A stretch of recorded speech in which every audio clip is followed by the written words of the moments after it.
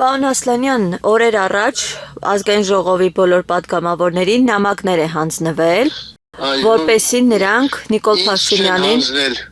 անվստահության գործընթաց սկսեն։ Դուք չեք ստացել նամակը։ Ոչ, նամակ չեմ ստացել։ Սերժ Սարգսյան, Ռոբերտ Քոչարյան առանցքի շուրջն են,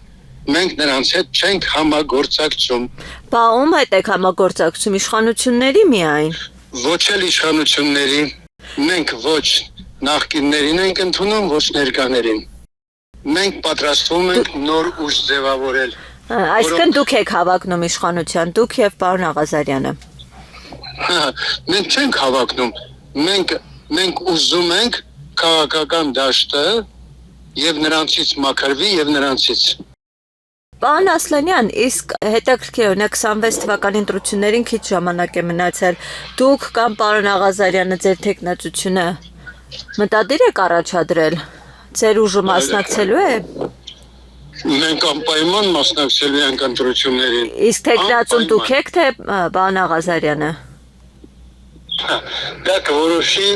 կուսակցության քաղխորհուրդը, կուսակցության բարձրագույն մարմինը, համագումարը։ Ընդդիմադիր դաշտում արդեն ձևավորվել է, հա, ընդհանուր կոնսենսուս, որ պետք է այս մեխանիզմով գործածվի իմպիչմենթը, որպեսզի հեռացվի Նիկոլ Փաշինյանը։ Հիմա եթե այս օրակարգին չեք միանում, չեք կարծում, որ սրանով աջակցում եք իշխանություններին Նիկոլ Փաշինյանին։ Ոչ։ Ինչու ոչ, եթե նրա դեմ այս գործընթացին չեք մասնակցում։ Չենք մասնակցում, որովհետև դա կազմակերպողները այն ուժերն են, որոնց նույնպես մենք չենք ընդունում։ Մեզ համար անընդունելի է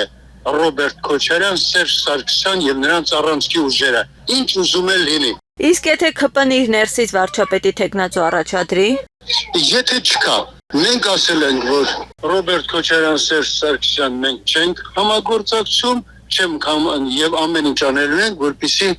Նիկոլ Փաշինյանը այլևս 26 թվականին չլինի։ Բայց միայն ձեր ուժը, որը նոր է ձևավորված, այդքան ռեսուրս ունի, որպեսզի հեռացնի Նիկոլ Փաշինյանին, պետք է համագործակցեք, չէ՞, ընդդիմության հետ։ Ընդդիմության հետ չէ, այն բոլոր ուժերի հետ, որոնք այս ընդդիմության հետ ոչ մի գործ չունեն։ Այս ընդդիմության հետ ոչ մեկը պետք է չհամագործակցի, որտեղ սա ընդդիմություն չի։ Այս ընդդիմությունը եւ իշխանությունը իրար հետ սերտաճած է։ Սերտաճած, այնպես որ երկուսին էլ պետք է հեռացնել իշխանությունից, թույլ չտալ իշխանության գալ։ Ժողովրդին մենք ասելու ենք, որ ժողովուրդ չխափնվեք, այս անգամ չխափնվեք, ոչ նրանց, ոչ նախկիններին, ոչ ներկաներին։ Պարոն Ասլանյան, ձեզ եւս մեկ հարց իմպիչմենթի այս գործընթացից դուրս։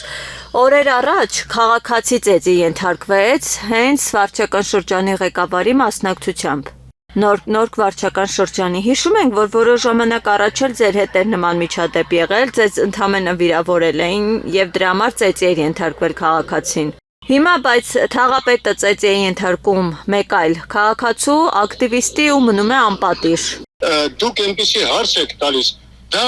իմ դաշտը չէ։ Դե որպես պատգամավոր ինչպես եք վերաբերվում։ Ես որպես պատգամավոր գտնում եմ, որ մեր երկրում վերջապես պետք է իշխի օրինականությունը եւ անկախ նրանից թե ով ինչ է արել, պետք է նա համապատասխան պատիժը ստանա։ Այսինքն ոչ մեկը չպետք է օրենքից ու օրինականությունից վերև կանգնած լինի։ Նորքի թաղապետը հիմա պետք է պատժվի։ Դա արդեն իրավապահ մարմինները պետք է։ Ինչու դուք տեսանյութը չեք դիտել ինչպես է հարվածում Արտուր Չախոյանի գլխին։ Շատ կներեք, ես քննիչ չեմ, ես ուրիշ մարդ չեմ, ես նորից եմ ասում, միթե դժվար չի հասկանալ։ Սիրելիս հարգարժանս, հարցը սա է, գոյություն ունի իրավապահ մարմիններ, գոյություն ունեն, եւ նրանք պետք է ճշտեն, որտեղից է եղել, ում մեղքը ինչքան է, եւ ամեն մարդ ստանա իր պատժաչափը։ Երբեք պատճառը հետևանքային կապերը պետք է չխախտվեն։ Ինչն է պատճառը, ոնց է։ Պարոն Ասլանյան, իդեպ երեք ձեր թիմակցի հետ զրուցում էինք Հովիկ Աղազարյանի։ Ինքը ասաց, որ իր նախընտրած թեկնածուն օրինակ Էդմոնդ Մարուքյանն է։ Դուք ունեք թեկնածու։ Ես այսպես ոչ, հստակ չեմ կարող։ Հովիկ Աղազարյանը իր անձնական օրինակն է։ Դուք չունեք, դուք որպես ազգային ժողովի պատգամավոր չունեք թեկնածու։ Ես որևէ մեկին չեմ տեսնում դեռ։ ես որևէ մեկին չեմ տեսնում։ Իսկ եթե ընտրությունների նախաշեմին քաղաքացիական պայմանագիրը ձեր ուժին համագործակցելու առաջարկ անի, կհամագործակցեք ԿՊ-ի հետ։ Իշխող ուժը քաղաքացիական պայմանագիրը